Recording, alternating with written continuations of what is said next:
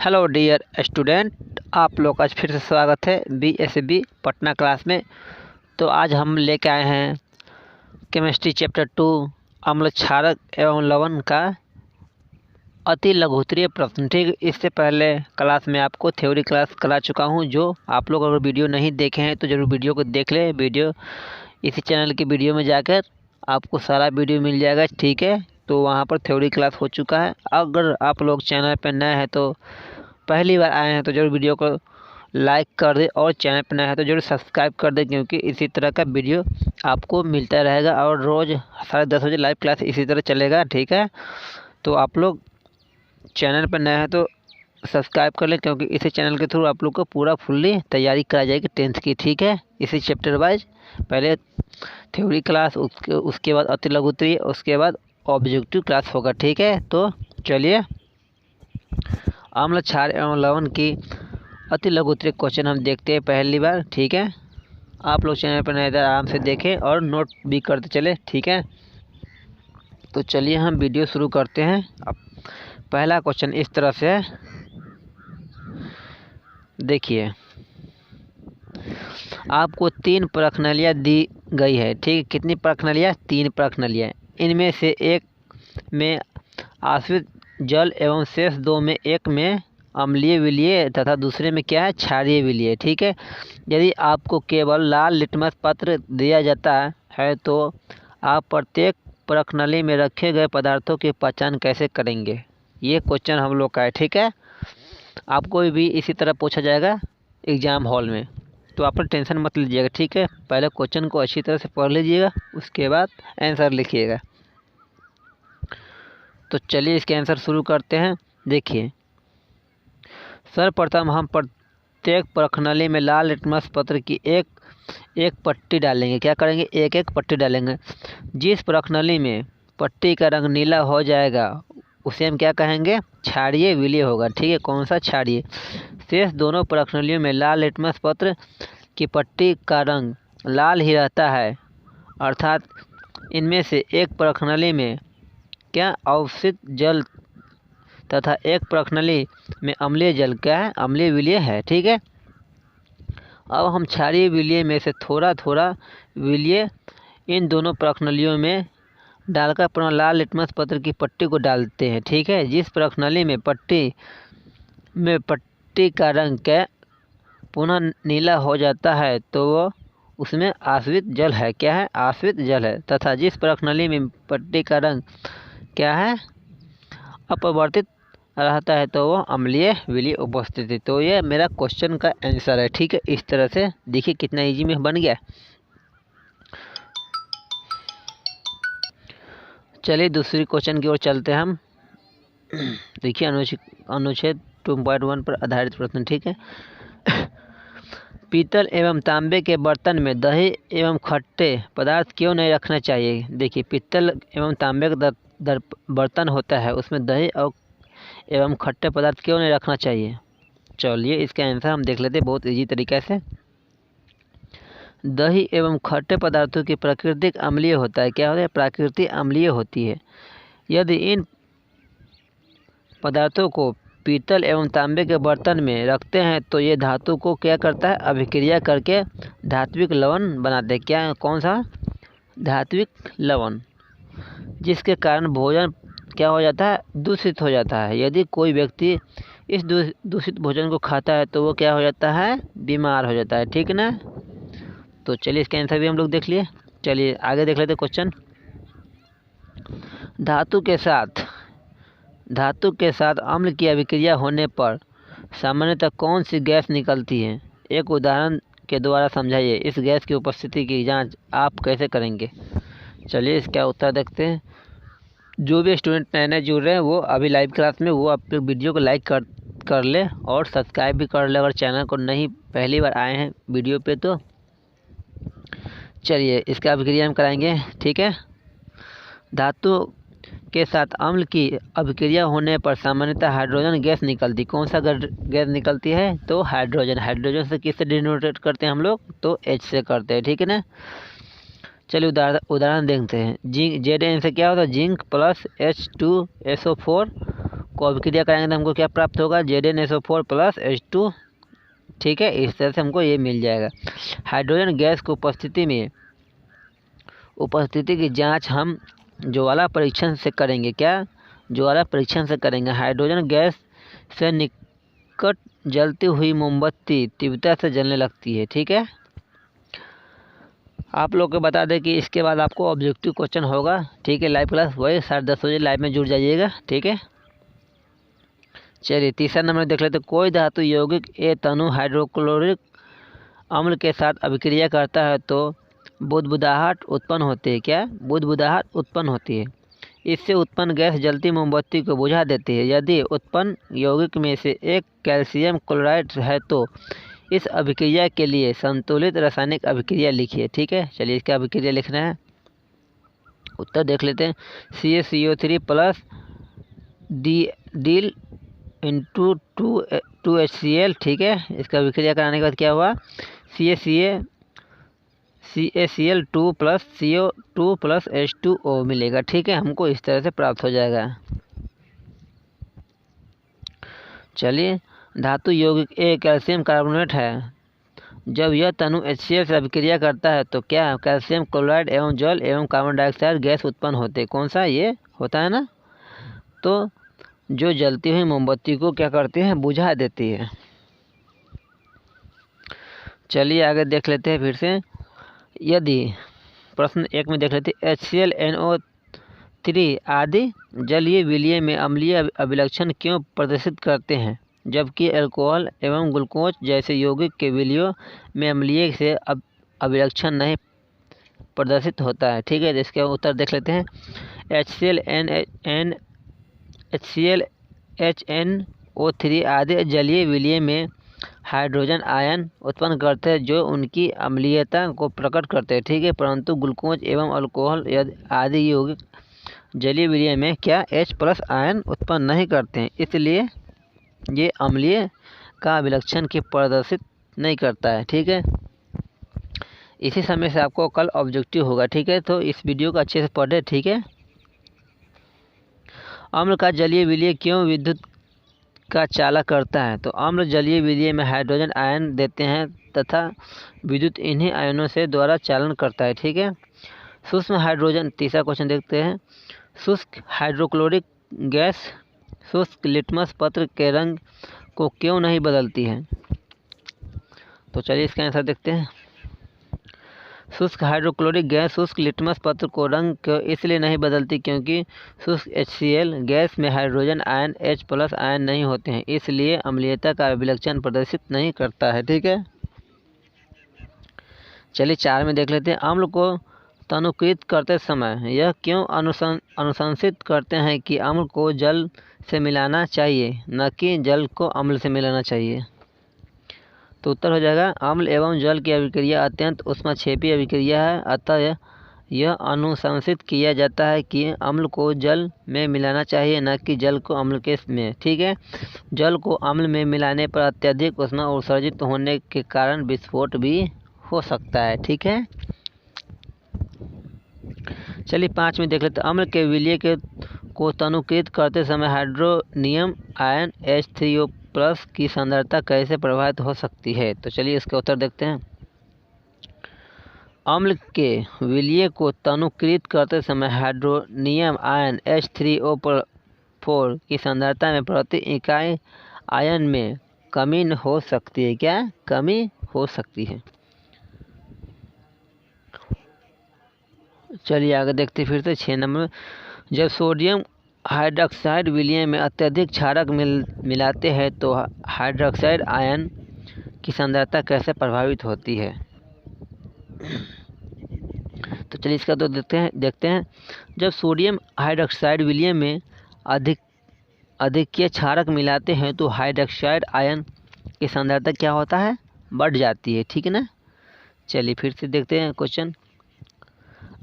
आपके पास दो विलय A एवं B है। ठीक है, कितना है, A एवं B है। विलय A के pH मान कितना है, 6 और B का pH मान 8 है, तो किसी विलय में हाइड्रोजन आयन की सांद्रता अधिक है, इनमें से कौन अम्लीय है और तथा कौन क्षारीय है, बताइए। तो इसका आंसर हो जाएगा विलियन ए में हाइड्रोजन आयन H+ की सांद्रता अधिक है। विलियन ए अम्लीय जबकि विलियन बी क्या है, क्षारीय। H+ आयन की सांद्रता का विलिय की प्रकृति पर क्या प्रभाव पड़ता है? विलिय में H+ आयन की सांद्रता बढ़ाने पर विलिय अधिक अम्लीय होती है, जबकि H+ आयन की सांद्रता घटाने पर विलिय अत्यधिक क्षारीय होती है। ठीक है, चलिए तीसरी क्वेश्चन देख लेते हैं। क्या क्षारकीय विलयन में H+ आयन होते हैं? अगर हाँ तो यह क्षारीय क्यों होते हैं? आंसर बताइए। आपको कहीं से नहीं, बस यहीं से क्वेश्चन आएगा, इसी में से क्वेश्चन उठाएगा। ठीक है ना, तो आपको अच्छे से तैयारी करना चाहिए इसको। हाँ, इसका उत्तर देख लेते हैं। हाँ, क्षारीय विलय में भी H+ आयन होते हैं, परंतु क्षारीय विलय में H+ आयनों की मात्रा अम्लों की उपस्थिति आयनों की मात्रा से बहुत क्या होता है, कम होती है, इसलिए क्षारीय होते हैं। ठीक है, चलिए चौथा देख लेते हैं। कोई किसान खेत की मृदा की किस परिस्थिति में बिना बुझा हुआ चूना, कैल्शियम ऑक्साइड, बुझा हुआ चूना या चौक का उपयोग करते हैं? तो इसका उत्तर हो जाएगा यदि खेत के मृदा का pH मान कितना 7 से नीचे अर्थात 6, 5, 4, 3, 2, 1 इस तरह से रहेगा तो किसान की उदासीन करने के लिए उसमें बिना बुझा हुआ चूना, कैल्शियम ऑक्साइड, बुझा हुआ चूना, कैल्शियम हाइड्रोक्साइड या चौक कैल्शियम कार्बोनेट का उपयोग करेगा। ठीक है, अच्छा लग रहा था वीडियो को लाइक भी कर ले। चलिए आगे देख लेते हैं। CaOCl2 यौगिक का प्रचलित नाम क्या है? तो CaOCl2 यौगिक का प्रचलित नाम क्या है? ब्लीचिंग पाउडर है। इसका नाम क्या है? ब्लीचिंग पाउडर है। चलिए हम 2 में देख लेते हैं। उदासीन पदार्थ का नाम बताइए जो क्लोरीन से अभिक्रिया करने विरंजन चूर्ण बनता है। तो बुझा हुआ चूना क्लोरीन से अभिक्रिया करने पर क्या बनता है? विरंजन चूर्ण बनता है। ठीक है, ये सब है। चलिए इसका देख लेते हैं। कठोर जल को मृदा करने के लिए किस सोडियम यौगिक का उपयोग किया जाता है? तो कठोर जल के मृदा करने के लिए सोडियम कार्बोनेट का उपयोग किया जाता है। सोडियम हाइड्रोक्साइड के विलय में गर्म करने पर क्या होगा? इस अभिक्रिया में क्या समीकरण लिखिए। तो चलिए, जब सोडियम हाइड्रोकार्बोनेट के विलय को गर्म किया जाता है तो यह सोडियम कार्बोनेट और कार्बन डाइऑक्साइड गैस देता है। ठीक है, चलिए इसका अभिक्रिया बता देते हैं आपको। देखिए यहाँ पर अभिक्रिया कराया 2NaHCO3 का अभिक्रिया Na2CO3 से कराए हैं, तो क्या हमको प्राप्त हुआ है? H2O + CO3। ठीक है, ये सब प्राप्त हुआ है हमको, ये सब प्राप्त हुआ है। प्लास्टर ऑफ पेरिस की जल के साथ अभिक्रिया कराने का समीकरण लिखिए। देखिए प्लास्टर ऑफ पेरिस का एक समीकरण लिखते हैं, अभिक्रिया का समीकरण। तो इसका क्या होता है? CaSO4 × 1/2H2O + 1/1/2H2O प्लस इसका अभिक्रिया करने के बाद क्या मिलता है हमको? CaSO4 × 2H2O। ठीक है, ये मिलता है। चलिए आगे देख लेते हैं। अम्ल क्षार लवण के कुछ 2, 4, 5 क्वेश्चन ऑब्जेक्टिव देख लेते हैं। ठीक है, कोई विलय लाल लिटमस को नीला कर देता है, इसका pH मान कितना संभव होगा बताइए? तो आपको ऑप्शन नंबर डी, ठीक है, 10। चलिए आगे देख लेते हैं। कोई विलय अंडे के पिसे हुए कवच से अभिक्रिया कर एक गैस का उत्पन्न करता है जो चूने के पानी को दूधिया कर देता है, इस विलय को क्या कहेंगे? बोलिए आंसर। 4 ऑप्शन इस तरह से है, कमेंट में आंसर दीजिए आप लोग, कौन होगा? चलिए इसका आंसर होगा आपको HCl। कौन? HCl, B number. 3 में देख लेते हैं।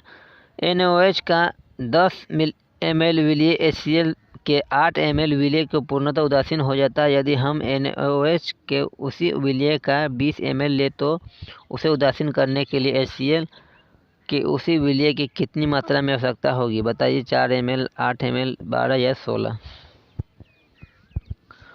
4 ऑप्शन इस तरह से, कमेंट में आंसर दीजिए आप लोग। चलिए इसका आंसर दे दिए, बहुत बढ़िया। इसका आंसर हो जाएगा आपको 16 ml। क्या? 16 ml। चलिए आगे देख लेते हैं। अपच का उपचार करने के लिए निम्न में से कौन सा औषधि का उपयोग होता है? तो इसका आंसर हो जाएगा आपको ऑप्शन नंबर सी, कौन? एंटोसीड। चलिए, इसका निम्न अभिक्रिया के लिए पहले सब समीकरण लिखिए, उसके बाद संतुलित समीकरण लिखिए। चलिए, इसका समीकरण पहला, तनु सल्फ्यूरिक अम्ल दानेदार जिंक के साथ अभिक्रिया कराता है, तो क्या होगा? पहला का देखिए, जिंक प्लस सल्फ्यूरिक अम्ल का अभिक्रिया करने पर जिंक सल्फेट प्लस हाइड्रोगैस, ठीक है, ये होगा जिंक प्लस डिल H2SO4, या अभिक्रिया होने पर ZnSO4 प्लस H2 होगा, ठीक है।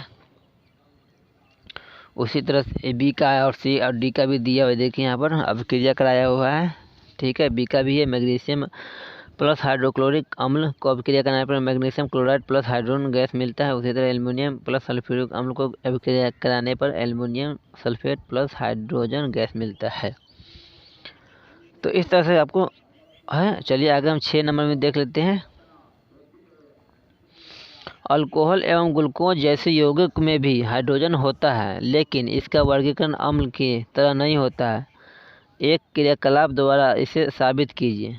तो चलिए इसके आंसर देख लेते हैं। उत्तर, इसका उत्तर होगा, एक कड़क में 2 कीले लगाकर कड़क को 6 वोल्ट बैटरी या 100 ml के एक बीकर में रख देते हैं, ठीक है। दो में चित्र के अनुसार दोनों किलो को 6 वोल्ट के एक बैटरी में जोड़ देते हैं, जो एक बल्ब की स्विच से भी संबद्ध है बीकर, ठीक है।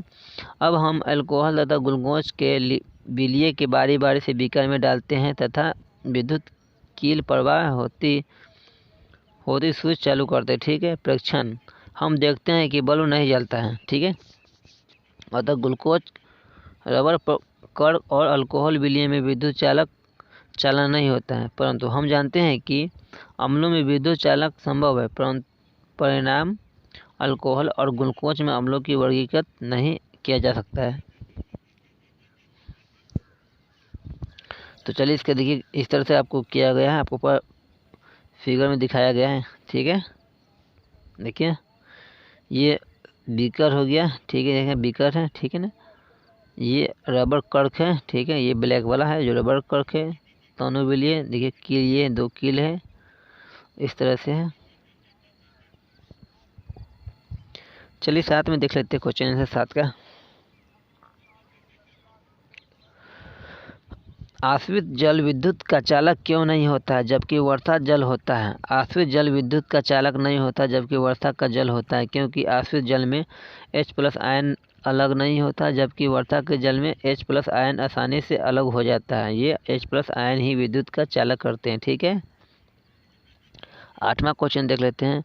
जल की अनुपस्थिति में अम्ल का व्यवहार अम्लीय क्यों नहीं होता है? इसका आंसर देख लेते हैं हम लोग, ठीक है। चलिए 8, जल की अनुपस्थिति में अम्ल का व्यवहार अम्लीय नहीं होता है, क्योंकि अम्ल की अम्लीयता प्रकृति H+ आयन के कारण होती है तथा ये H+ आयन केवल जलीय विलय में ही प्रकट होती है। चलिए 9 नंबर देख लेते हैं। 5 विलय ABCDE की सर्वाधिक सूचक से जांच की जाती है, तो pH के मान क्रमशः कितना 4, 11, 4, 1, 11, 7 और 9 प्राप्त होते हैं, तो विलय होगा, क्या होगा? देखिए इस तरह से उदासीन, प्रबलता, क्षारीय, प्रबल, अम्लीय, ये सबका डिफाइन करना है, ठीक है। तो चलिए, विलय D उदासीन pH 7 होगा, विलय C प्रबल क्षारीय 11 होगा, B प्रबल अम्लीय 1 होगा, ठीक, इसी तरह से लिखा हुआ है, ठीक है। चलिए 10 में देख लेते हैं। परख नली A एवं B में समान लंबाई की मैग्नीशियम की एक पट्टी लीजिए। परख नली A में हाइड्रोक्लोरिक अम्ल HCl तथा परख नली B में एसिटिक अम्ल डालिए। दोनों अम्लों की मात्रा तथा सांद्रता समान है, ठीक है। किसी परख नली में अधिक तेजी से बुदबुदाहट होगी तथा क्यों बुदबुदाहट होगी? तो चलिए इसका आंसर देख लेते हैं। परख नली A में अधिक तेजी से बुदबुदाहट होगी क्योंकि HCl CH3COOH की अपेक्षा प्रबलता अम्ल है, इसलिए परख नली A में MgHCl के साथ तीव्रता से अभिक्रिया करके मैग्नीशियम क्लोराइड MgCl2 तथा हाइड्रोजन H2O गैस उत्पन्न करता है, ठीक है। चलिए 11 में देख लेते हैं। ताज़े दूध के पीएच का मान 6 होता है। दही बन जाने पर इसका पीएच के मान में क्या परिवर्तन होगा, इस आप उत्तर दीजिए। चलिए इसके उत्तर देखते हैं। ताज़े दूध का पीएच मान कितना होता है, 6 होता है, ठीक है। परंतु दही बन जाने पर इसके पीएच मान में कमी हो जाती है तथा इसकी अम्लीय प्रकृति बढ़ जाता है, ठीक है। इसकी जांच हम इस तथ्य से कर सकते हैं कि ताज़ा दूध की मीठा होता है परंतु दही खट्टा हो जाता है, ठीक है। क्या होता है, घट जाता है दही जमने के बाद, दूध जमने के बाद क्या है, इसका पीएच मान घट जाता है। एक ग्वाला ताज़े दूध में थोड़ी बेकिंग सोडा मिल जाता है, ठीक है। तो ए में देखते हैं, ताज़ा दूध का पीएच मान 6 से बदलकर थोड़ी क्षारीय क्यों बना देते हैं। बी में, इस दूध को दही बनाने के लिए अधिक समय क्यों लगता है। चलिए इसका उत्तर देखते हैं। ए में, दूध बेचने वाला ताज़े दूध में पीएच को 6 से बदलकर थोड़ी क्षारीय बना देते हैं क्योंकि ऐसा करने से दूध अधिक समय तक खराब नहीं हो सकता है, ठीक है, इसलिए बेकिंग सोडा मिलाता है। बी में, यह दूध दही बनने के अत्यधिक समय लेता है क्योंकि दूध में क्षारीय से अम्लीय होने में अधिक समय लगेगा, जबकि यदि दूध का पीएच मान 6 होता है तो अपेक्षाकृत कम समय में ही दही का क्या होगा, परिवर्तित हो जाता है। चलिए 13 नंबर देख लेते हैं। प्लास्टर ऑफ पेरिस को आर्द्र रोधी बर्तन में क्यों रखा जाना चाहिए, इसकी व्याख्या कीजिए, ठीक है। प्लास्टर ऑफ पेरिस को अर्धरोधी बर्तन में रखा जाता है क्योंकि यह आर्द्रता नमी जल के संपर्क में आकर बड़ी तीव्रता से जिस्म में परिवर्तन हो जाता है, ये भी जो कि एक बहुत ही कठोर पदार्थ है। अभिक्रिया समीकरण इस तरह से, ठीक है। चलिए आगे देखते हैं, उदाहरण देख लेते हैं कुछ। 14 में, उदासीन अभिक्रिया क्यों होते हैं। कौन, क्वेश्चन नंबर 14। अम्ल एवं क्षार की अभिक्रिया के परिणाम स्वरूप लवण तथा जल प्राप्त होते हैं तथा इस अभिक्रिया को उदासीन करण अभिक्रिया कहते हैं। कौन, उदासीन करण अभिक्रिया। तो देखिए यहाँ पर किया हुआ है अभिक्रिया 2 सोडियम हाइड्रोक्साइड तथा हाइड्रोजन अम्ल की अभिक्रिया है, उसी तरह पोटेशियम हाइड्रोजन तथा इस सब अभिक्रिया है। चलिए 15 नंबर देख ले। धोने का सोडा एवं बेकिंग सोडा के दो प्रमुख उपयोग लिखिए, ठीक है। धोने का सोडा के 2 प्रमुख उपयोग निम्नतः है। इसका उपयोग कांच, साबुन एवं कागज उद्योग में होता है। इसका उपयोग ब्रेक्स जैसे सोडियम यौगिक के उत्पादन में होता है, ठीक है। बेकिंग सोडा के 2 प्रमुख उपयोग निम्नतः है। इसका उपयोग बेकिंग सोडा पाउडर बनाने के लिए किया जाता है। इसका उपयोग सोडा अम्ल अक्सिशमक बनाने के लिए किया जाता है, ठीक है। तो आज का क्लास यहीं समाप्त करते हैं, ठीक है। फिर कल मिलेंगे इसी टाइम में ऑब्जेक्टिव VVI लेके। आप लोग चैनल पर नए हैं तो लाइक और सब्सक्राइब भी करते चले। तब तक के लिए बाय।